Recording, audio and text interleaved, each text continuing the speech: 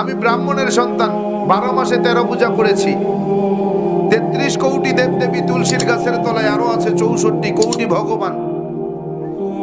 আমি 21 বছর গবেষণা করে বেদ, পুরাণ, রামায়ণ, মহাভারত, জেন্দাবেস্তা, স্মৃতি শ্রুতি, মনুসংহিতা, শ্রীমৎ ভাগবত গীতা, রাজভোগ আর কালীভোগ ছাড়াও অসংখ্য কিতাবাদির উপরে, সংস্কৃত ভাষার উপরে পাণ্ডিত্য অর্জন করে ডিগ্রি নিয়ে 44,441 খানা মন্ত্র পড়ে 30,000 মন্ত্র মুখস্থ করে দেখলাম তাদের ধর্মগ্রন্থে কোথাও নেই তার কোনো প্রমাণ। একটা প্রমাণ যদি কেউ দেখাতে পারে যে মূর্তির পূজা তাদের কোন ধর্মগ্রন্থে আছে, আমি তার গোলামি করব।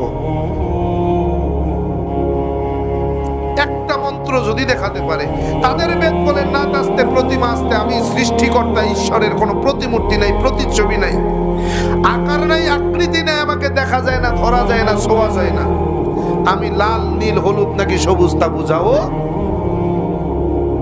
কিন্তু এরপরেও কি তাদেরকে মানাতে পারবো? এরপরেও কি তারা ছাড়বে? কয় পাইছো কই? কয় বাপদাদাই করছে তাই। দলিল বাপদাদা, দলিল বাপদাদা, অথচ ভগবান শ্রীকৃষ্ণের দোহাই দেয়, ভগবান শ্রীকৃষ্ণের দোহাই দেয়। ভগবান শ্রীকৃষ্ণ শ্রীমৎ ভাগবত গীতার 7 নম্বর অধ্যায়ের 20 নম্বর পৃষ্ঠার মধ্যে বলেন, অন্ধত্তম প্রবিশান্তি এ অসম্ভূতি মুপাস্তে।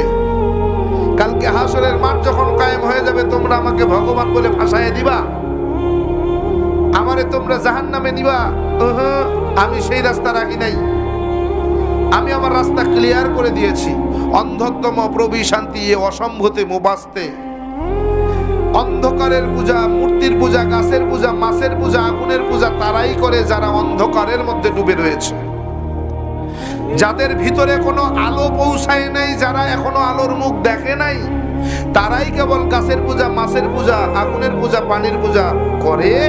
আর যারা আলো দেখেছে, হেদায়েত পেয়ে গিয়েছে, নূর দেখেছে, তারা তা করে না। কেমনে বুঝাবেন ওরে? ও ভাই, ইসলাম কিন্তু এমনি গ্রহণ করি নাই, যাচাই বাছাই করে গবেষণা করে তারপরে মুসলমান হয়েছি। এরকম হাজার হাজার মন্ত্র বলা সম্ভব। কোরআনে হাকিমের 30 পারা 114টি সূরা, 6,666 মতান্তরে 6,238 আয়াতের সঙ্গে এই 30,000 মন্ত্রের হুবহু মিল আছে। কোরআনে হাকিমের প্রত্যেকটি আয়াতের সঙ্গে কয়েক শত মন্ত্র পাঠ করে শোনানো সম্ভব।